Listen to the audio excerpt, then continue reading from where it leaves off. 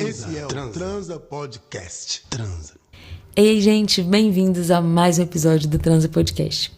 O episódio de hoje é um dos meus favoritos da temporada. É um episódio onde a gente vai debater maternidades e não monogamia. Desde que eu comecei essa pesquisa, essa pergunta, assim, algumas mulheres vieram falar comigo sobre a dificuldade de ser mãe e não monogâmica. A gente tem alguns áudios durante a temporada de algumas mães que vão estar dizendo sobre isso. E esse assunto me atravessou muito e eu quis investigar mais, ouvir mais, e eu acho que a gente devia realmente debater mais sobre isso.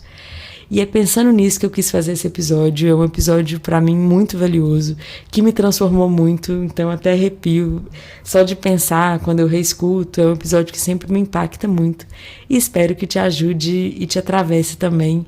Quem sabe, mexa um pouquinho aí dentro também. E eu tô muito feliz, e antes de começar o episódio, eu queria fazer uma pergunta pra vocês. Se pergunte aí, com quantas mães você já se relacionou? Você já pensou em se relacionar com alguém que tem uma cria? Como você acolhe as pessoas que têm crias ao seu redor? Você faz parte de alguma rede de apoio? O seu rolê, uma criança pode ir também?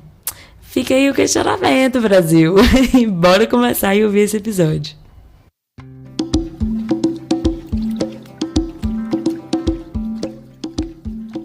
Ei, gente, sejam bem-vindos a mais um episódio do podcast Transa. Hoje a gente tem um episódio do Gira, a gente vai ter uma mesa muito especial falando sobre maternidade e não monogamia. Hoje a gente tem aqui a Carol, que tá falando de Niterói, Rio de Janeiro. Ela é psicóloga, brincante do maracatu, do coco, aprendiz de fotógrafa e mãe do Caetano, que tem 5 anos. A gente também tem a Malu Tamietti, que é gestora cultural, fala aqui de Belo Horizonte, Minas Gerais, e tem uma filha de 3 anos. A gente tem a Lu Lentes, que é escritora, taróloga, astróloga, produz conteúdo na página Meio da Terra, tem uma filhinha de 5 anos e está falando de Florianópolis, Santa Catarina.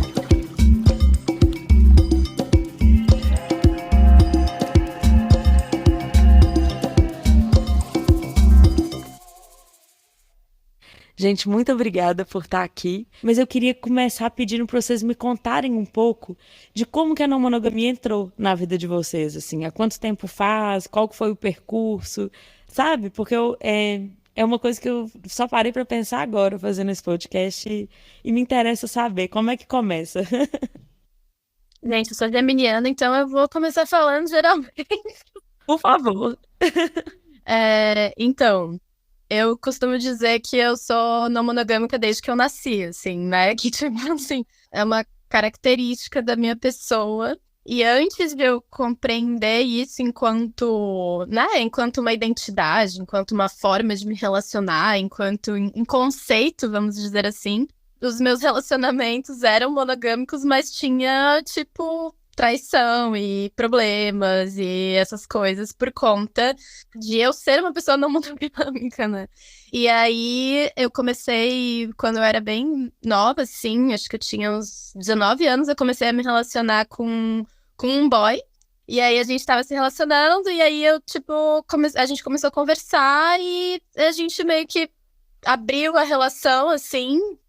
E aí eu comecei a, tipo, ficar... Daí eu ficava com meninas, principalmente, né? Tipo, porque era meio que sobre isso, assim, pra mim, né? E aí, enfim, daí eu fiquei bastante tempo com ele. E depois disso, eu não tive mais nenhuma relação monogâmica, assim, tipo... Não fazia mais sentido, assim. Nunca mais fez sentido, sabe? Tipo, eu tive, assim, a minha relação com a Mel, que foi... também longa, e que eu casei, e a gente tem a nossa filha juntas e tal. Foi uma relação... Ela disse que a gente era monogâmicas, né? Mas eu não acho, porque eu não sou Teve uma exclusividade ali durante um bom tempo, mas pra mim teve muito a ver com o fato de ter tido uma filha, entendeu? Tipo, foi muito sobre isso, assim. Maravilhoso, Lu. Não, e eu achei ótimo, assim, porque pensar a exclusividade é muito diferente de pensar monogamia, né? Exato. Na monogamia, ela tem uma desconstrução de muita coisa ali, né? É outro lugar. Nossa, mais lindo. Me conta de você um pouquinho, Carol ou Malu, quem se sentir confortável. Posso falar, então. O meu companheiro, a gente tá junto há 11 anos, né?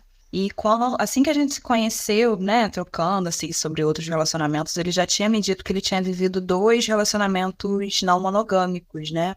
E na época eu nem sabia o que era isso, mas assim, meu Deus, como assim? Não quero isso pra mim, não vai rolar comigo, né? E sempre me gerou insegurança também, porque entendia ele como não monogâmico, e que em algum momento isso ia virar uma crise no nosso relacionamento. Mas, enfim, acho que a gente foi amadurecendo a conversa também.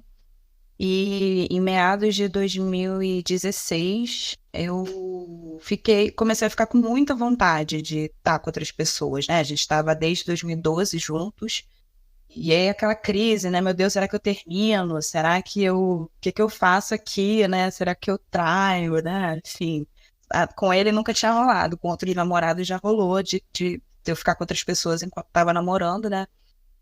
Mas também não queria que fosse desse jeito, né? Porque é mó treta, esconde, aí, né, segredos, enfim, dá muito trabalho pra mim, assim, traição é muito trabalho.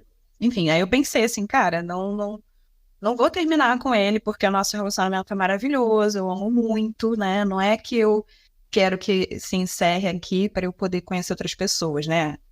Já tem uma forma de se relacionar que é justamente sobre isso, né? Aham. E aí a gente conversou e abrimos, né? E aí foi bem gostoso, assim, fiquei com várias pessoas, aí eu conheci esse meu amigo, né? Que, enfim, a gente tem uma relação até hoje. E foi a pessoa mais fixa, assim, né? Que eu tive junto, fora o meu marido, meu companheiro, né? Aí fiquei grávida em 2017, no final de 2017. A gente continuou se relacionando com as pessoas com quem a gente estava se relacionando, até que eu me mudei para casa do meu companheiro, né?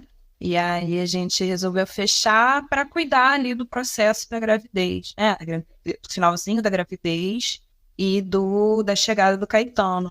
E aí, Caetano um pouco maior, mais autônomo, né? Ficando na casa das avós, das madrinhas, padrinhos.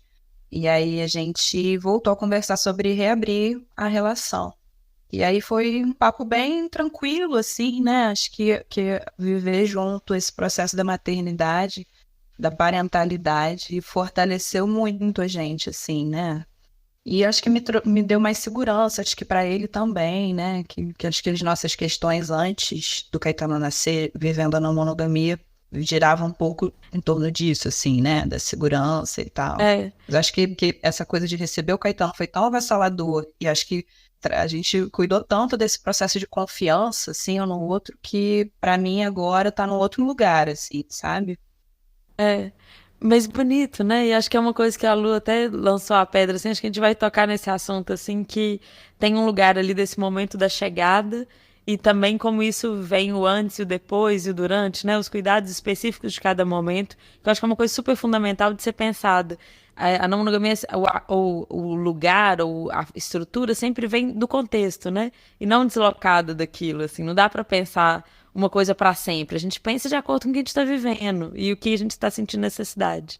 Mas antes de tocar nisso, Malu, me conta um pouquinho da sua experiência também. Então, eu, na verdade, estou, como eu posso dizer, no momento bem inicial, né? Nunca vivi nenhum relacionamento não monogâmico, mas, assim, eu tenho visto muito, né, sobre essa discussão, e aí acaba que a gente começa a se questionar, e já tem um tempo, né, que isso acontece na minha vida, porque eu acho que é uma coisa que, é o que você falou, né, não tem como a gente deslocar da realidade. E a gente percebe, vai começar a perceber à medida que as coisas acontecem, principalmente em relacionamentos com filho, que existe uma necessidade de fazer movimentações diferentes em determinados momentos, né, da relação também, principalmente em relações mais longas, dá para ser uma coisa que é tão fixa, porque senão vai quebrar, vai romper. Eu acho que hoje em dia eu entendo dessa forma, assim, sabe? Total. A não monogamia, ela é muito importante na prática e na experiência, eu defendo muito isso, mas eu acho que ela começa muito nesse lugar também de uma articulação interna de pensamento, seja esse de flexibilizar, de ter uma longevidade nas relações, ou de buscar uma relação que nos contemple mais, né? Que diz um pouco dessa coisa de longevidade também. Porque a gente é muita coisa, então para ter uma relação também tem que ser uma relação que é flexível a ser muitas coisas, várias vezes, e se recriar e mudar, senão quebra. E me contem uma coisa, assim, se a gente tivesse que pensar esse encontro da não monogamia e a maternidade, o que vocês me falariam, assim? Porque aí é de um lugar que eu não falo, né? Não é o lugar de onde eu falo, assim. Por mais que eu vislumbre isso, eu não tenho essa experiência. E eu, às vezes, fico pensando, sabe, assim, o que muda? Eu vou falar porque, na verdade, eu não sei, né? Na verdade. Mas é muito doido porque eu acho que se você vive uma relação, por exemplo, eu tô separada, né? Do pai da minha filha e eu me relaciono com outras pessoas. Eu acho que, na verdade, independente da forma que seja, claro que elas vão falar sobre a não monogamia, mas existe uma coisa que ela é muito importante em qualquer tipo de relação, que é o limite. Então, eu acho que parte desse princípio. E eu acho que a partir do momento da maternidade, né, da chegada do filho, esses limites, eles mudam, não tem como não mudar, porque aí esses limites, eles estão em função do contexto que é uma criança, a criação, a responsabilidade, como vai ser e tal. E uma coisa que eu acho também, só acho importante pontuar, que eu fiquei pensando enquanto a gente estava falando, que eu acho que a não monogamia, ela é um desafio para todo mundo, mas muito mais para os homens, porque para as mulheres, claro que é um desafio também, mas a gente acho que entende isso de uma forma que, sei lá, não é só pensar na nossa vida, enquanto a gente mudar. Então agora a gente tem direito de fazer coisas que os caras sempre fizeram. A monogamia faz com que você sempre tenha que abrir mão em função de, né? Então eu acho que é uma parada que também diz sobre o movimento de liberdade, que não é necessariamente ficar ou não com outras pessoas, mas é poder sair, sabe? É poder ser indivíduos respeitados. E aí eu acho que com a chegada de uma criança, todo mundo que está envolvido nesse processo tem que abrir um pouco mão dessa liberdade também para entender que tem algo ali que é maior que isso. Então acho que os acordos eles são feitos nesse momento, seja lá qual for o modelo de relação. Não, total. E vocês falaram um pouquinho sobre isso também, né, Lu e Carol? Assim, essa coisa de quando tava numa relação não monogâmica, quando chega a criança, existiu um momento, pelo relato de vocês, de um fechamento ali, que acho que diz também dessa coisa de a liberdade e o limite, a gente coloca como uma oposição. E, na verdade, não é bem assim, né? Às vezes, estabelecer um limite para cuidar de alguma coisa faz todo sentido, né? Por que não? Nossa, muita coisa, assim, né? Eu tava pensando nisso. Se eu tivesse a maturidade na época que o meu filho nasceu, que eu tenho hoje, não sei se a gente teria fechado a relação. Enfim, eu pego os meus amigos de forma geral, assim, né? E aí eu continuei me relacionando com os meus amigos, né? Eles continuaram indo na minha casa, a gente continuou saindo com o meu filho pequenininho, ficando com ele para eu fazer alguma coisa. O que não apareceu naquele momento ali foi sexo e essa relação mais física. Mas assim, o afeto, a confiança, tava ali também. Mas isso eu tô pensando hoje sobre o momento que passou, né? Naquele momento ali eu não consegui, não foi possível pra gente pensar isso. Mas eu acho que se eu tivesse a maturidade de hoje, talvez esse movimento não precisasse ter acontecido. Enfim, não vou ter outro filho, então isso não vai ser colocado à prova. Mas acho que o que ficou ali, tem uma coisa de aproximação e afastamento do pai do meu filho, né, ao mesmo tempo. Aproximação nesse lugar de, caraca, precisamos manter uma criança viva, né, nós dois aqui. E afastamento no sentido de que o encontro ali também fica meio perdido, né? Você fica ali meio voltado para aquilo totalmente. E às vezes rola de dar umas saídas e tal, assim, acho que até a gente contornou isso de uma forma bem legal, né, eu e meu companheiro, mas dá uma perdida, assim, né, acho que a gente tá se achando até hoje, nesse relacionamento, mas se achando e né, isso, se encontrando, que bom. Pra mim foi um pouco isso, assim, caraca, como é que vão ter outras pessoas aqui se tá tão confuso, né, se tá, né, tô perdida, e o meu corpo diferente, e leite pra caraca, e dor, desconforto, né, e ele também, como é que vai ser ele? Eu ficava muito sentida, né, de tipo, caralho, fiquei grávida, fiquei 40 semanas grávida, passei um dia inteiro no trabalho de parto, tive laceração, meu peito dói, e ele tá lá de boa, assim, fiquei ressentida durante esse processo. Hoje é uma zoeira, assim, tipo, quando a gente vai negociar saídas, né? Ah, não, mas você saiu tal dia. Eu falei, mas eu fiquei grávida, eu amamentei, parei. Eu pari. Olha, aí, É a cartada infalível. não existe. Você foi um pai, ok, maravilhoso, presente, tudo mais, mas assim, eu fiquei grávida, eu parei, eu amamentei, então eu tô aqui, ó, você tá aqui, eu tô aqui, você nunca vai chegar, Sim. né, mas assim, tinha, né, todos esses desconfortos também comigo, com o meu corpo, e aí, como é que vai ser, ele vai encontrar outra pessoa, e aí, né, uma coisa meio de comparação, acho que foi meio ressentida mesmo, né, tipo, dessa coisa do que eu perco do meu corpo, da minha disponibilidade, né, em comparação ao que os homens, né, perdem.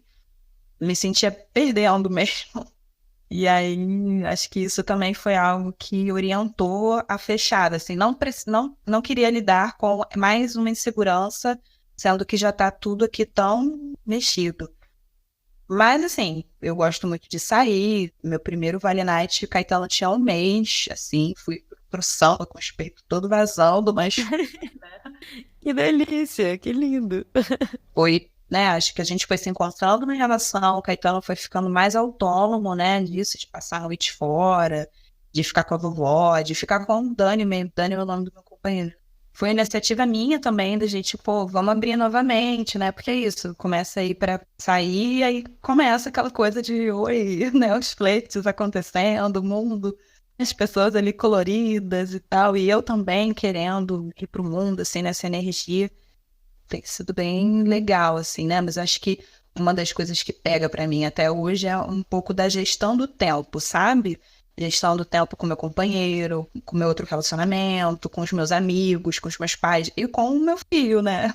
Assim, e eu trabalho, e eu faço coisa pra caramba, e organizar tudo isso, assim, pra mim é um grande desafio, né? E acho que vem um pouquinho de culpa, assim, de tipo, não tô passando tanto tempo com o Caetano assim, né? E às vezes porque eu quero estar com outras pessoas. Então, acho que isso é o que me pega mais hoje em dia. Eu acho muito interessante, assim, porque eu fico pensando, né, que a gente carrega um registro muito grande, monogâmico, né, no nosso corpo. Então, às vezes, quando a gente precisa ir para um lugar seguro, a gente vai para esse lugar. E outra coisa que foi que Malu falou também sobre o que eu tive esse insight esses dias, assim, que, cara, tipo, a monogamia, ela tá muito conectada ao machismo, ao patriarcado, assim, né? Então tem uma coisa ali.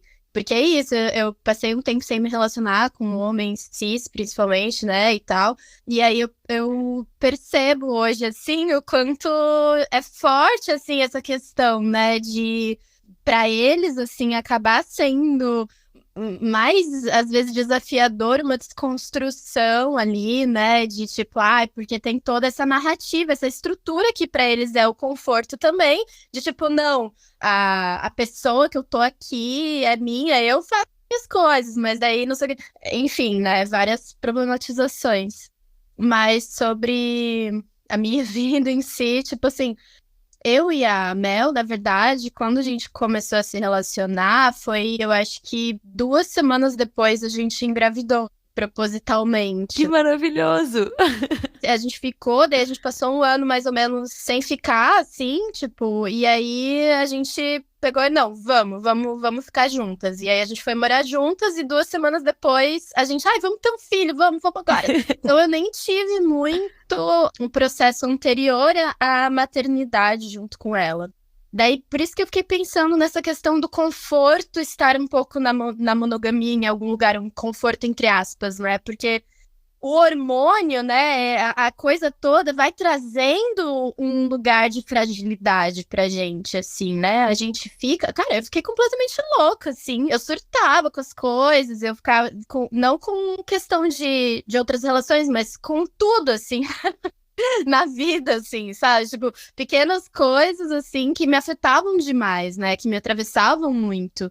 E aí eu fico pensando que, tipo, assim... Tem uma coisa dessa insegurança, dessa fragilidade ter me levado para uma necessidade de eu não quero que você saia daqui do meu lado e eu não quero estar em outro lugar. E que talvez, né, também que nem a Carol falou, tipo assim, se eu tivesse a maturidade que eu tenho hoje, talvez eu ia entender que uma expansão ali de uma rede poderia ter sido mais confortável, né? Porque a gente não precisaria tanto suprir uma outra nesse lugar, né? Mas é isso, tipo, hormonalmente eu fiquei fragilizada e acabou indo para essa referência monogâmica social que a gente tem e que, assim, não julgo, sabe? Eu acho que não é também sobre a gente lutar contra isso. É que nem lutar contra seus próprios ossos, tá ligado? Você não pode, tipo, querer triturar os seus ossos, não vai dar. Mas você pode conversar com eles, né? E ir percebendo, olha, pode ser mais confortável assim, na verdade, né? Vamos tentar. Quando eu comecei a sair desse lugar físico mesmo, materno, assim, uma coisa hormonal, cara, é hormonal. Tipo, eu acho que foi depois só dos 3 anos dela, assim, dos 2 pros 3. E aí eu comecei a expandir a minha visão para outras possibilidades de pessoas, de encontros, de sexualidade, né? Então, pra mim foi uma coisa meio animalesca, assim, sabe? Um processo de exclusividade ali, entende? E que me levou pra esse registro, eu acho que foi isso. Não, total. E bonita, essa imagem do não tem como ser contra seus ossos é uma coisa linda, né? Realmente, e tem uma coisa também que às vezes eu fico pensando, a monogamia ela é o conhecido, a não monogamia ela é o desconhecido. Então, são 2 esforços, mas são esforços diferentes de fato. Você está se deslocando em sentidos diferentes, assim. Igual quando a gente pensa em conforto, né? Quando você está com uma dor no corpo, quando você está passando por muitas coisas, você busca o quê? Um conforto. Você busca um lugar que você já conhece, porque o desconhecido às vezes te desampara um pouco. Ei, Ioiô! Falou! Participação super especial. Com gripe. A gente tá com gripe? A gente tá com gripe. Ainda bem que é online, então, Ioiô. É isso. Que bonitinho. Pois é.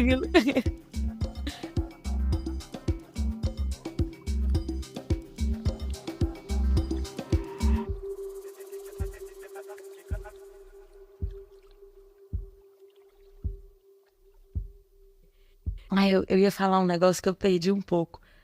Era. Não, que essa coisa do conforto que eu tava falando, antes de vir aqui pro podcast, eu conversei com algumas amigas minhas que têm filhos e pensam e elaboram sobre isso. E uma coisa que uma falou que foi lindo, que ela falou assim: eu acho que ter filho me ajuda a lidar com a não monogamia. Porque depois de ter passado por um parto, por uma gravidez, eu me abri para um não controle, para uma não fixidez, por uma série de transformações que isso me ajuda a pensar outras coisas no mundo, assim, sabe? Eu achei isso muito bonito, porque por mais que tenha esse processo, existe também uma abertura que a gente passa, né? E ela até falou assim, é uma outra pessoa já na minha vida agora, então fica mais fácil pensar abertura para outras. É lindo, né? E tem uma coisa que todas as mães que eu conversei me falaram, que era sobre a dúvida com o tempo e a dificuldade que elas percebem no social de acolher uma mãe e de acolher uma mãe ou um pai de uma criança. Porque no rolê nunca dá para uma criança ir, nunca dá para levar uma criança ou alguém para ficar com uma criança. Tem sempre uma questão de como a sociedade não abre espaço para acolhimento para o corpo nosso que mudou com a gravidez, sabe? Que tá, às vezes, aí você falou, eu fui no samba com o peito cheio de leite. Quem me acolhe nesse lugar, sabe? Como que eu vou me sentir confortável se vazar um pouco, para eu não ter que me deslocar desse lugar? E, enfim, eu acho que esses 2 lugares são lugares que estão inflamados. Eu queria muito ouvir a experiência de vocês, assim, sabe? Como vocês percebem nas relações de vocês esse acolhimento ou não, ou uma possibilidade de construção para esse corpo e para as bagagens que esse corpo traz e para essas crianças que também vão estar desconstruindo esses lugares. Eu acho que essa questão da educação é muito doido, porque eu vejo alguns psiquiatras, psicólogos infantis falando que a gente vive numa sociedade que ela detesta criança. É uma sociedade que, se você ficar no restaurante e tiver uma criança chorando, as pessoas acham ruim. E aí é o que a gente faz, assim, mesmo a gente sabendo que não tem problema nenhum, quando é com a gente se sente mal, tipo assim, sabendo que não tem nada a ver, entendeu? Então, eu acho que existe um processo, assim, muito básico mesmo, que é de entender que a gente precisa mudar essa visão de que a gente tem que sempre reprimir, né? Eu acho que é muito doido. Eu fui mãe muito nova, assim, e tendo sido mãe muito nova, eu acho que eu me sinto um pouco mais perto da Yolanda, no sentido de geração mesmo, assim, e que isso me faz pensar muito sobre as coisas que eu gostaria que tivessem sido diferentes da minha criação. E aí, é isso, eu tento pensar sempre como a gente pode acolher mais as crianças. Desde o espaço, assim, eu lembro que quando a Yolanda tinha um ano e pouco, assim, quando ela estava aprendendo a andar, eu morava numa casa que tinha, tipo, vários lances de escada. Todo mundo ficava assim, como que você mora aqui, que não sei o que, que não sei o que. Falava, gente, aqui é a casa que eu moro. Ela vai se adaptar. Como ela se adaptou? Ela criou um jeito e ela subiu dessa escada, tipo, melhor que todo mundo. Várias pessoas já caíram na escada e ela não cai. Porque aquele ali é o espaço dela, sabe? Assim, então a gente também tem que deixar, eu acho, né, com que as crianças percebam e entendam o espaço, a estrutura e tal. E não reprimir, e, sabe? Que a gente já cria isso desde muito cedo, assim. Por isso que a gente é desconstruir. Talvez se a gente, não sei, né? Tipo, fazer as coisas de uma forma mais livre, vai ficar muito mais fácil, sabe? Assim, eu não sei se eu viajei um pouco, mas é porque essa coisa do limite do espaço sempre me questionei muito, assim. Não, eu achei maravilhoso, assim, eu concordo muito. E também a gente partir do pressuposto que a criança constrói coisas, né? Ela tem essa capacidade de construir significados, não sei o que, mais do que a gente, na verdade. Essa coisa de tentar restringir ou de partir do pressuposto que ela não vai saber, é uma, né? Não é sobre isso. Criança é uma pessoa, cara. Tipo, é uma pessoa. Ela tem as ações dela, ela tem toda uma interação com o mundo que é dela. E, claro, quanto menor, né, Sim. mais isso tem uma dependência, né? Mas, assim, muito forte isso também, porque a Júpiter, né, a minha filha, ela é muito sociável, assim, sabe? Então, ela tem muito isso. Então, desde sempre, né, ela esteve nos espaços, assim. Eu, tipo, tem que fazer tal coisa. Eu levo ela, tipo, não tô nem aí, entendeu? É parte, né, da minha vida e vou levar ela, sabe? Ou não vou, ou se eu quero ir sozinha, né, também em algum momento e tal, mas, tipo, é sobre isso, sabe? É uma pessoa que tá aqui, que vai... E aí isso faz ela, tipo, ela é muito sociável. E, tipo assim, as minhas amigas chamam ela de amiga, e ela chama as minhas amigas de amiga, sabe? Isso. Amiga, sabe? Ela também, né? Eu... E eu penso muito nisso, assim, que as crianças são uma minoria também, né? No sentido de opressão, cara, tipo, é muito oprimido. Isso que o Malu falou sobre as pessoas não gostarem de criança, cara, é isso, assim. E não é assim, a pessoa não gosta de criança. A sociedade não gosta de criança, cara. Tipo, criança é um problema. E isso é uma coisa que só dificulta a nossa vida, na real.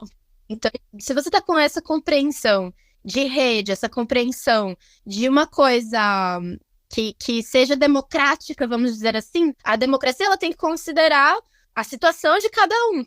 Então, se você é uma pessoa que tem uma criança, você tem outras necessidades, inclusive uma necessidade de também um apoio nesse sentido, né? Então, eu tive muita sorte, assim, porque eu tive muitos contatos com pessoas que compreendiam e queriam isso, e às vezes até das pessoas chegarem e falarem pra mim, olha, Lu, você tá centralizando muito aqui o rolê. Precisa, tipo, liberar um pouco também pra gente poder participar aqui, porque vai facilitar as coisas pra você, pra ela, pra gente, né? E porque eu era, né? Agora já transcende bastante, mas eu era muito assim, apegada com ela, né? E aí eu me arrepiei 15 vezes de você falando assim dessa questão. A criança ali, ela muda totalmente a sua compreensão das relações mesmo, assim, porque é um amor da sua vida que tá ali, sabe? Tipo, e isso. E quantas histórias a gente não ouve de casais héteros, monogâmicos, que o cara começa a ter ciúme da criança e começa a dar um monte de rolo por causa disso, saca? Tipo. Coisa da gente perceber essas violências, né? Acho que é uma coisa que eu falo muito com as minhas amigas, assim, depois que eu fui mãe, que eu percebi que o patriarcado assim, o buraco é muito mais embaixo, sabe? Eu sempre percebi isso, né? Mas, assim, acho que tem uma dimensão disso que depois que a gente passa por essa experiência, a coisa fica muito. Não sei, eu me sinto muito mais violentada, assim, sabe? E eu acho que muito também porque eu percebo as violências com meu filho, né? Assim, das pessoas acharem que o corpo dele é público, né? De achar que é um bibelozinho, né? Outro dia, isso faz pouco tempo até que eu briguei com um idoso no ônibus porque ele queria que o Caetano falasse com ele, sabe? E aí começou a dizer que ele era mal educado, sabe? Umas coisas assim, que já aconteceu outras vezes, mas o cara sustentou a discussão e aí eu tive que sustentar também o Caetano ali ouvindo, que foi horrível, assim. Mas assim, eu também carrego o Caetano para tudo quanto é lugar. Eu tive uma criação, meus pais são evangélicos até hoje, sim, né? Eu fui evangélica, fui criada na igreja e saí, né, com 17, 18 anos, já faz muito tempo isso. Mas, assim, eu fui muito restringida, assim, né? De estar nos espaços, de estar com as pessoas, né? E aí isso é uma coisa muito importante para mim, assim, do Caetano. Vamos pegar trem hoje, vamos no metrô, vamos para Barra, vamos pro samba, né? Vamos ver um show, vamos assistir uma peça, assim, né? Então, ele é muito figurinha dos rolês, assim, sempre tá comigo, né? A gente é isso, quando ele nasceu, a gente morava na Lapa, então ia com ele pro barzinho, né? Nada, enfim, não tinha ninguém, tinha prostituição e consumo de drogas, né? Mas, então dava pra ele estar, né? Assim, nas cervejinhas e tal. E aí ele também era super sociável, né? Pedia comida pra mesa do lado, assim. Depois ele cresceu um pouquinho, ficou mais tímido, mas agora, assim, é isso, criança geminiana, cara. Ele fala com qualquer pessoa sobre qualquer coisa, assim. É impressionante. Às vezes eu tô assim, Caetano, pelo amor de Deus, não interage, porque eu não quero interagir. E ele tá lá, blá, blá, blá, blá, blá, blá, blá, blá, blá. E por que que o papai não acredita em Jesus, né? Na frente de uma galera evangélica. E eu assim, né? Enfim, né? Mas Ô, meu assim, eu filho. acho também que eu tive sorte de ter uma rede que não foi uma rede que se formou naturalmente, assim. Acho que teve muito trabalho meu, assim, de convocar as pessoas, né? Do meu grupo próximo de amigos, eu fui a primeira a ter filho. Eu fui o pai do meu filho, a gente teve um papel meio ali. Ó, gente, é assim que faz, ó, vem aqui, faz isso, esteja aqui comigo, né? Sempre foi muito difícil para mim pedir ajuda para as pessoas e eu acho que eu precisei passar por cima disso para poder ser uma mãe como eu gostaria de ser, assim, né? De montar minha rede, de não ficar sozinha, né? Porque as pessoas que não têm filhos, elas não sabem o que uma mãe precisa, né? Tem as coisas óbvias, claro, né? Mas tem vários lugares de várias sutilezas, assim, que as pessoas não fazem ideia, né? E você precisa convocar elas. E isso foi muito difícil para mim, mas ao mesmo tempo só podia ser assim, né? Para eu poder também ter ali uma vida próxima do que eu gosto, assim, né? De poder sair, de poder estar com as outras pessoas, né? De poder estar sem o Caetano, mas junto com o pai dele, né? Porque é isso, ele sai e eu fico com o Caetano, eu saio e fico com o Caetano, mas e pra gente estar junto, né? Como é que a gente faz? E vamos lá, rede, Caetano tem 4 madrinhas e 4 padrinhos, e a gente vamos botar a galera mais próxima para trabalhar. A pessoa que eu me relaciono também, né? Ela é super, super tio, né? Do meu filho, já precisei de alguém para ficar com ele, ele super se disponibilizou, né? Uma pessoa que eu tenho muita confiança, que o Caetano adora. Se for para me relacionar com pessoas assim, de forma mais frequente, assim, eu acho que só pode ser assim, né? Porque justamente para ficar menos solitário, para ficar mais parceria, mais rede mesmo. E o Caetano tem, assim, muitos tios e tias que ele gosta muito, e muitos primos, né? Ele chama os filhos dos nossos amigos mais próximos de primos. E é muito bonitinho. Ai, que ótimo. Fala meu irmão, meu primo. E eu fico feliz, assim, né, de poder proporcionar para ele essa ampliação de família também, que eu acho que tem a ver com toda a discussão da não monogamia também, né? de descentralizar, de pulverizar, né, nessa família. Nossa, totalmente. E tem uma coisa muito bonita, assim, que eu acho que a criança, ela não é filho só de alguém, ela é filha de um todo, né? Ela é tipo assim, é uma criança, ela é filha do espaço todo, da sociedade como um todo, daquele coletivo ali, ou deveria ser, né? Essa coisa, acho que a gente agora que tá puxando isso, porque a sociedade ocidental, principalmente, se distanciou muito desse lugar, assim. Eu acho bonito porque a gente até tem um áudio da Flávia que falou um pouquinho sobre isso. Ela começa o áudio dizendo que ela começou a querer pensar na monogamia para não se reproduzir o ideal de família de onde ela veio. E eu acho que tem um pouco disso, como reconstruir um ideal de família, porque a não monogamia ela está propondo um deslocamento de tudo, do tempo, da responsabilidade, da administração, da educação dessa criança, por exemplo, né? Ou de tudo. Enfim, queria ouvir vocês falando sobre um pouquinho disso, na verdade. Vocês também sentem esse encontro da não monogamia propor também um outro ideal de família? Sim.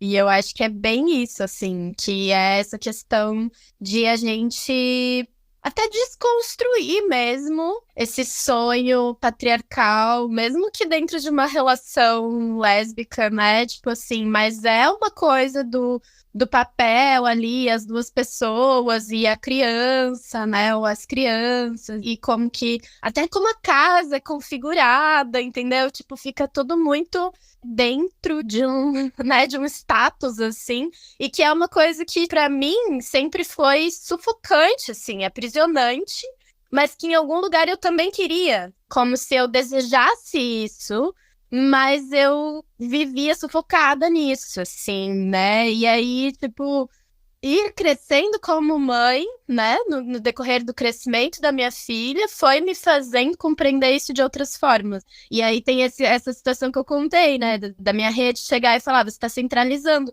E eu perceber como que, na verdade, eu faço isso também eu fazia, né, dentro das minhas relações. De acabar buscando um tipo de centralização ali e tal, e que é um traço tóxico, vamos dizer assim, né, que é uma coisa de, tipo, não, eu sei o que é bom. Ela nasceu de mim, eu acompanhei tudo, então eu que sei, tipo, e é uma coisa de não conseguir confiar nas pessoas, né?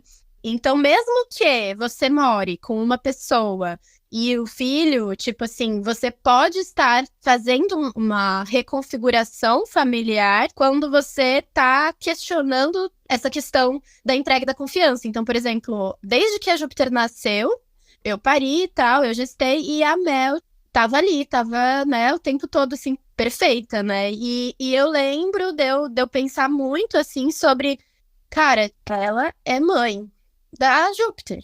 Então, tem várias coisas que ela vai fazer diferente de mim, tem várias coisas que eu posso até discordar em algum nível, mas ela é tão mãe quanto eu, e eu tenho essa entrega e essa confiança, e eu não vou tentar controlar a forma como ela vai fazer isso. Então, a gente sempre deixou muito claro, assim, ó, a mãe Lu faz isso de tal jeito, a mãe Mel faz isso de tal jeito, e a Júpiter sabe. E aí, depois foram entrando outras pessoas, né? Hoje a Júpiter tá morando junto com a Maria também, que é companheira da Mel atualmente, e também todo mundo não monogâmico e tal, então tem outras pessoas também presentes, né? Também morou comigo quando eu morava com outras pessoas que eu me relacionava e tudo, então as crianças, elas também já vão se construindo com essa outra perspectiva dessa relação que vai diluindo, inclusive, esse conceito de autoridade, sabe? Tipo, e tudo é relação com as pessoas e respeito. Não é alguém a quem eu devo uma obediência, porque esta pessoa é minha mãe, é meu pai, enfim, né? Então, e é a mesma coisa, se eu tô me relacionando com outra pessoa que não é nem mãe da Júpiter, mas está ali cuidando, está ali participando, eu vou confiar e essa pessoa, ela vai cuidar dessa criança dessa forma. Então, eu acho que é mais ou menos por aí, assim. Nossa, que incrível. Malu, Carol, comentem também, quero muito ouvir vocês. Eu ia falar que essa coisa da chegada da criança faz a gente pensar diferente, porque a gente começa a perceber que para eles tem essa barreira de eu só posso amar você, se eu amar você, eu não vou amar mais ninguém. Então, acho que quando você vê isso refletido na criança, isso obviamente independe de relação sexual, né? Muito pelo contrário, no caso de uma criança. É simplesmente pelo afeto, pelo carinho, pelo cuidado, e a criança sabe escolher, ela sabe de quem ela não gosta. É muito doido, porque você for falando, a gente vai refletindo, assim. Eu sou uma pessoa extremamente encantadora, muito mesmo, assim. Quando a Yolanda nasceu, isso foi um conflito muito grande na minha relação com várias pessoas, assim, porque eu virei meio bicho e se eu pudesse, eu engolir ela de volta, assim, sabe? E a minha mãe também foi um pouco assim, porque se ela não fosse assim, não tinha como ser de outra forma, só ela e ela. Então, eu acho que muito da minha criação ter sido muito centralizada mesmo, assim, que minha mãe era em general. E hoje é muito louco, porque na minha relação com a minha mãe, a gente também vê essas coisas sendo moldadas, porque hoje em dia não faz mais sentido eu ter a minha mãe enquanto autoridade general na minha vida, porque eu já tenho uma vida que eu não dependo dela mais, né, financeiramente, nem a dependência que fica depois de um tempo das relações, principalmente relação de mãe, pai, filho e tal, é o afeto. Então, se você constrói sua relação em cima de uma autoridade e de uma obrigação, e você tem que me amar porque eu sou seu pai, não porque você tem que me amar porque a gente construiu o amor junto, eu acho que chega um momento que isso se escancara, assim, né? Porque, tipo, e aí é isso, eu sempre cito minha mãe, porque pra mim ela é o maior exemplo da minha vida, porque apesar dela ter sido essa pessoa muito dura, a gente sempre construiu uma relação de muito carinho, muito afeto. Então, assim, hoje a nossa relação, ela passou por muitos conflitos, mas ela se reestruturou e hoje eu assim, me sinto muito mais próxima dela, entendendo que a nossa relação, ela não tem obrigação nenhuma, porque ela é minha mãe, sabe? Claro que, né, mãe é sagrado, mas é mais além disso, eu admiro ela como ser humano, como tudo, assim, sabe? Então, na verdade, o fato dela ser minha mãe é só um detalhe, o resto todo eu amo muito ela por tudo que ela é, que ela fez, assim. E aí eu tô falando isso, na verdade, eu nunca tinha parado pra pensar nisso. E, na verdade, as nossas relações, elas são muito mais sobre o afeto, né? O que é a troca, o que é a construção, do que o que é imposto. Nossa, que lindo. Então, um comentário que é a mesma coisa, né? A mesma coisa do papel num relacionamento, tipo, amoroso sexual. Que é, tipo, não é porque é minha namorada, é porque nós temos um vínculo. Não é porque é minha mãe, é porque nós temos um vínculo. É isso, é isso. Totalmente. E honrar esses vínculos, né? Se dedicar a construir essa coisa também. E até pensando um pouquinho dessa pergunta do tempo, né? Que eu acho que é uma pergunta do contemporâneo também. Como ter tempo para as relações. Vem também, às vezes, de uma readministração da energia ali, dos vínculos, e desse lugar de entrega, de confiança, de tipo assim... Você falou isso também, né, Carol? Por exemplo, tem hora que vai estar seu companheiro e o Caetano, tem hora que vai estar você e o Caetano, e tem hora que vai ter que estar vocês dois juntos, e o Caetano vai ter que estar, às vezes, com outra pessoa. Então, existe um processo também de convocar a rede, de redistribuir esse tempo ali, de redistribuir essa coisa, e de construir vínculos que deem conta, né? Essa coisa de uma rede que nos segura de fato, que não é só você é meu amigo, você é meu pai, você vai me ajudar, não sei. Não, tem a ver com um fortalecimento ali, né? Um tecer mesmo. Mas, Carol, me conte também me compartilhe um pouquinho do que tá passando aí. A Lu estava falando, né, da confiança nas outras pessoas, né, e porque, enfim, você precisa mesmo, né, dessa confiança, precisa construir isso envolve você também ceder para isso aparecer, mas também confiar que a criança vai fazer os vínculos dela, né. Eu ficava muito preocupada com isso também, né, de tipo, não, Caetano não vai saber lidar, né, com essa coisa de família evangélica, fico super, né, pensando que eu não quero que ele tenha certas referências que eu tive, que foram muito ruins para mim, foi o trabalho de vida inteira desconstruir isso.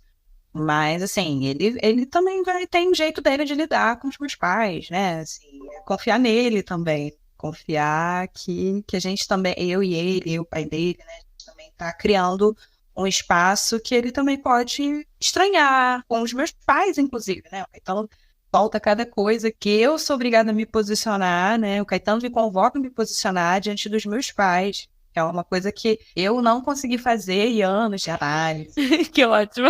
Então, assim, é muito isso, assim, de como que o Caetano né, essa relação com ele me torna mais corajosa, né? Me aproxima dessa pessoa que eu fico assim, Caroline, é essa pessoa que eu quero ser. Aí o Caetano tá lá assim, vai logo, anda logo, minha filha, vambora, né?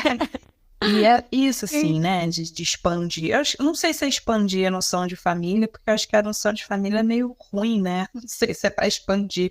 Acho que é para dar uma explodida mesmo. De poder ter essas outras referências que não tem a ver com sangue. E é muito bonito ver ele construindo, sabe, as redes dele, como é que ele demonstra afeto com com o outro, como é que, a partir da confiança que ele constrói com alguém, eu passo a confiar na pessoa também, de uma forma diferente, assim.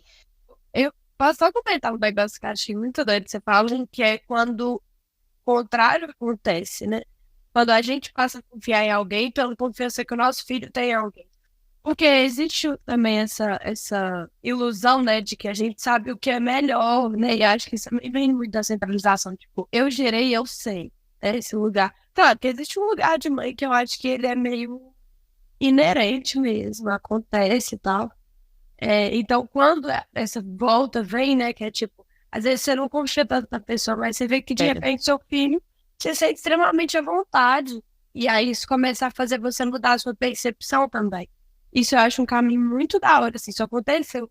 Várias pessoas que antes eu não tinha, né, assim, uma boa relação, e que pela relação que tiveram com a Yolanda, eu comecei a falar, porra, essa pessoa tem tanto carinho pela minha filha, trata, sabe? Tipo assim, ela se sente tão bem, por que não também pensar diferente, enfim, Nossa, olhar que diferente lindo. para essa relação. É um processo que vai e volta, né? Educação é muito esse lugar. Eu sou arte educadora também, assim, quando eu trabalhava com crianças, assim, ou quando eu tô trabalhando com elas, tem um processo de que a educação, ela nunca vem de algum lugar, né? Ela sempre meio que vem de uma gira mesmo, de um movimento que tá acontecendo ali, e que ela começa a entrar de todos os lados, assim, de uma situação da criança, de você. E aí eu acho que é um grande desafio, né? Porque, pelo menos quando eu era criança, eu entendi que a educação vinha de um lugar, como se fosse esse lugar bem vertical do saber, né? Tipo assim, alguém vai te ensinar algo, ou alguma situação da sua vida vai te ensinar algo. E, na verdade, a educação é um processo de construção, né? Que aí você constrói o conhecimento a partir do que você vive, você constrói aquele conhecimento junto, a coisa vai vindo, assim, e de repente você já não sabe nem de onde está vindo. Se vem de você, se vem da pessoa, se vem da situação, se vem... E é bonito que as crianças também são nossas mães e pais, assim, né? É uma loucura. Gente, o útero chega a coçar. Mas eu sempre falo isso, que pra mim a pessoa que mais me ensina, com certeza hoje em dia na minha vida é a Yolanda, que mais me questiona é a Yolanda e o Jorge também, né, assim, eu convivi muito com ele já tava mais velho, porque vai mudando, né, o questionamento, ele vai aprimorando à medida que a criança vai crescendo, né. Sim. E aí é muito doido, tipo assim, teve uma vez que a gente tava indo pro clube, ia ter alguma coisa na escolinha, tipo o dia da mangueira, da piscina e tal. Eu tava separando o biquíni da Yolanda e a roupinha do Jorge, a sunga do Jorge. Aí ele olhou pra mim, ele era mais novo aí, ele, Malu, por que a Yolanda tem que usar biquíni? Eu falei, porque ela é menina. Aí ele pegou e falou assim, mas eu também tenho peito, e o peito dela não é grande. Aí eu fiquei assim, ai meu Deus, e agora como eu vou ter que, tipo, como falar isso, né? Como explicar pra uma criança? E aí é muito doido que você se pega, você se questiona, você fala, porra, e aí, né? Outra vez também a Yolanda falou uma frase que essa eu ainda quero tatuar. Essa é muito linda. Que ela virou, ela tava tentando fazer alguma coisa, eu acho que a gente às vezes tem mania de tipo, deixa eu que eu faço pra você. E aí ela pegou e falou assim, não, mamãe, eu consigo tentar. Eu fiquei assim, caralho. Ai, que lindo. E marcou muito que é isso, tipo, não necessariamente ela vai conseguir, mas tentar a gente pode. Né? Isso é o que a gente consegue. Criança consegue isso pra caralho. Total, total. E tem uma coisa que um professor meu falava, que a arte só precisa de espaço para acontecer, assim. Eu acho que tem processos, ainda mais pensando na arte como um todo, ela só precisa de espaço. O amor precisa de espaço, a educação. Quando você dá um espaço, a coisa brota, né? É a terra dela. Pensando na vida enquanto arte também, né? Enquanto uma obra de arte. Vamos dar espaço, né, para as coisas fluírem, acontecerem, né? E daí você vai ver, tipo, isso, assim, porque eu lembro que tinha um amigo que ele era do candomblé e ele falava, assim, que as crianças têm o direito a viverem a cultura das famílias, né? Tipo, da onde elas vêm, sabe? Então, tipo assim, se você... Ai, não, mas eu não vou impor isso. Não, mas é você, onde lá a criança tá também, né? Esse grupo, né? Essa interação. Mas, então, da mesma forma que a gente possibilita, né, culturalmente espaços para criança, as crianças, que é o que a gente tá falando, que elas ensinam muito nesse lugar de que, tipo, elas estão sempre em arte, né? Elas estão sempre em arte, sempre criando, sempre... Porque não tem... Elas não sabem de nada. E aí elas sabem de tudo, entendeu? Tipo, e aí se a gente deixa isso acontecer... Eu digo assim, que com a Júpiter, o que eu faço com ela é assim, não deixar morrer, basicamente. E o resto, Aham. O resto vem. né? Porque ela sabe de tudo, né? Então, é isso, assim. E é uma coisa que o Ailton Krenak fala também, né? Que a gente não precisa ensinar nada para as crianças, assim. A gente, claro, a gente dá uma estrutura ali, né? Para poder viver nesse mundo, faz essa ponte, assim, né? Porque é complexo até pra gente, né? Mas, assim, ensinar como fazer as coisas e viver e se relacionar, é elas que vão nos ensinar, porque elas são muito mais livres, entendeu? É isso. A gente aprende junto, assim. Ó, gente, bonito demais. Ó, eu vou começar a caminhar um pouquinho pro fim sem querer, porque eu queria ficar conversando muitas coisas, mas eu sei que, enfim, né? Agradeço muito vocês terem dedicado ao tempo da gente construir isso juntas. Queria, pra fechar, assim, pedir 3 coisas que cada uma falasse, assim. Pode ser rapidinho, pode ser o tempo que vocês precisarem. Mas queria saber qual que vocês acham que é o maior desafio da maternidade enquanto com a não monogamia, a maior potência e o que vocês falariam para as mães que estão escutando ou para as pessoas que estão... Porque é isso, muitas pessoas me perguntam às vezes sobre não monogamia e eu vejo que elas ficam meio assim, me dá uma palavra, tipo assim, me dá um apoio, me dá alguma coisa. E eu acho que esse podcast a gente está tentando coletar, sabe, vivências, experiências e acolhimentos que eu também não tive na época que eu estava começando. E tava assim, nossa, eu precisava de uma palavra, de um coach, mas que falasse do que eu tô vivendo e não que falasse uma frase que cabe num relacionamento monogâmico que pra mim não serve pra nada, sabe? Enfim, aí pra gente fechar nesse processo. Acho que desafio continua sendo tempo, gestão de tempo, mas eu acho que vivendo aí nas égides do capitalismo, isso vai ser um problema para qualquer relação, né? E a maior potência, acho que é a diversidade, profundidade e riqueza dos encontros, de muitas formas diferentes, né? Conselho, não sei, acho difícil. Eu sou psicóloga, eu não costumo dar conselhos, é um lugar muito difícil para mim. Mas acho que eu acho que é procurar uma rede, assim, sabe? Acho que é isso que você falou. Até hoje eu tenho um pouco dessa dificuldade, assim, quando eu vou trocar com alguma amiga, né? Tipo, tô numa bad com o meu outro relacionamento, e as pessoas ficam assim, mas por que você tá se relacionando com outra pessoa? Você já tem um casamento, você já tem... Eu fico, que saco. As pessoas, é muito difícil conversar com muito monogâmicas e muito apegadas à monogamia, né? Porque tem os monogâmicos que são não monogâmicos friendly, né? Que eles estão ali junto, entende? Eu assim, Aham. E aí eu acho que é criar rede, sabe? Conversar e levar as coisas pra conversa, porque é isso, a monogamia é o caminho natural. Natural eu tô falando aqui entre aspas, né? O lugar que a gente conhece, o familiar. A não monogamia toda tem ali, né, os seus princípios, mas é muita criatividade, né, muita liberdade de construir os seus acordos. E eu acho que em muitos momentos a gente precisa de pares para poder conversar, para criar referências, né? E eu acho que, mesmo que hoje em dia eu tenha uma rede um pouco maior do que eu tinha no início, eu gostaria que essa rede fosse maior, assim, sabe? Principalmente de mulheres mães, né? Porque tudo vem carregado de muito julgamento, muita culpa. E acho que os meus encontros mais recentes com mulheres mães, a gente sempre acaba conversando sobre não monogamia e várias começando também a pensar nesse caminho como uma possibilidade. Então, acho que a gente está super precisando mesmo de mais espaços de troca. Eu fiquei pensando, assim, que eu acho que eu vou pautar as 3 respostas na mesma coisa, que eu acho que tem a ver com julgamento. A maior dificuldade para mim é essa relação com o julgamento.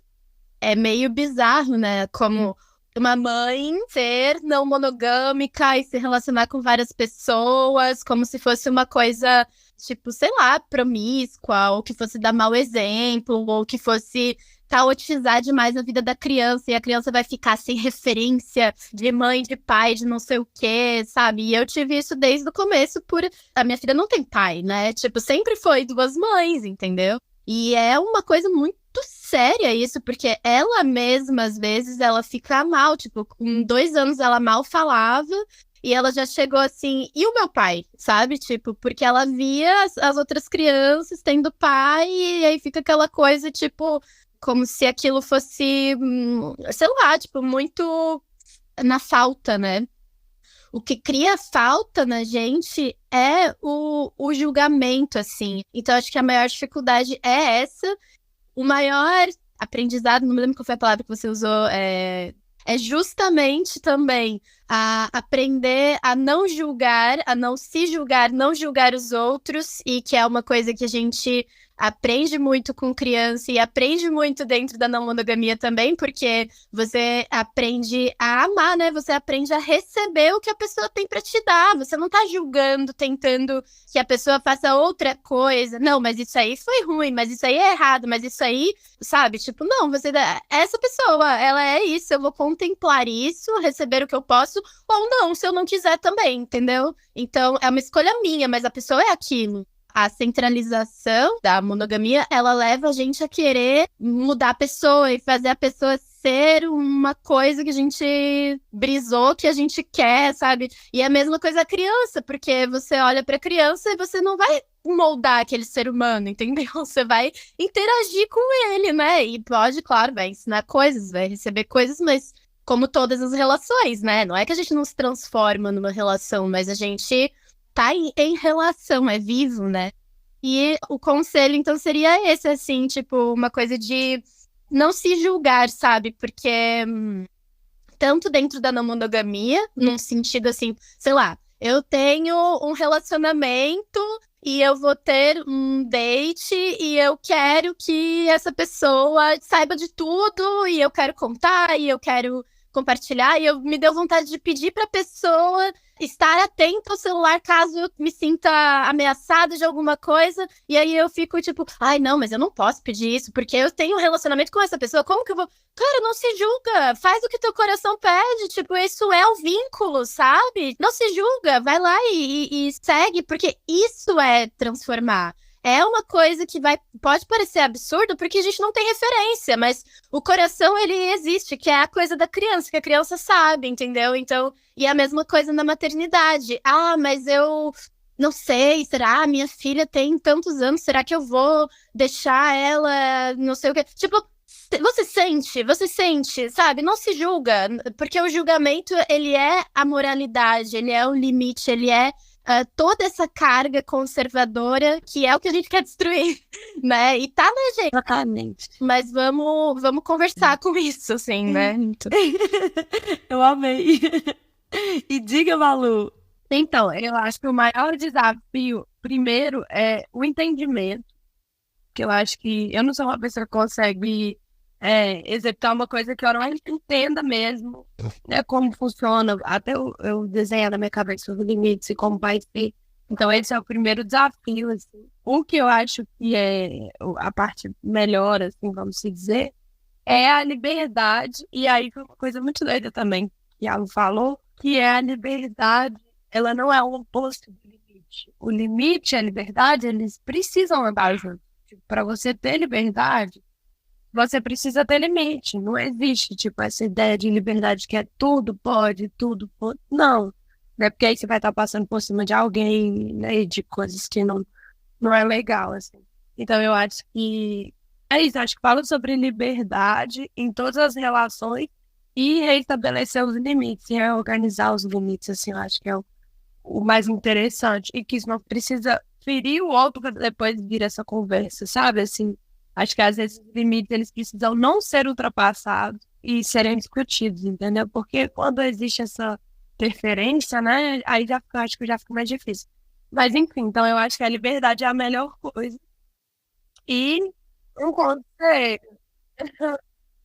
eu acho que um conselho que para mim e para outras pessoas assim, é conversar, observar, refletir mesmo assim para dentro o que você acha que faz sentido para você na sua situação, quais você acha que são os seus limites, e acho que questionar também é muito importante, sabe? Tipo, tem gente que você vai começar a falar, a primeira coisa, não aceito, não consigo imaginar uma pessoa que sei lá, meu marido ficando com outras pessoas, tá? Então vamos tentar entender por quê, vamos, sabe? Você acha que também esse movimento, ele é importante. E também entender que é um processo que, por mais que a gente lute contra, a gente cresceu nele. Então, é o que a gente aprendeu como certo. Então, não vai ser do dia para a noite, né? Assim, é uma coisa que é uma construção. Vez ou outra, pode ser uma vida inteira de não monogamia que, em algum determinado momento, pode ser que aconteça alguma situação que você vai se ver repetindo aquele processo. E aí é questionar de novo. Então, acho que é o processo de questionamento, ele tem que ser contínuo, assim, na nossa vida como um todo, né? Mas das nossas relações. E aí? Total. Oi, gente, que lindo. Muito obrigada mesmo. Foi linda a conversa. Obrigada pelo tempo, pela sabedoria toda que vocês compartilharam. E obrigada pela sabedoria também, que acho que eu fecho o episódio falando pra gente conseguir tentar. Acho que isso todo mundo consegue.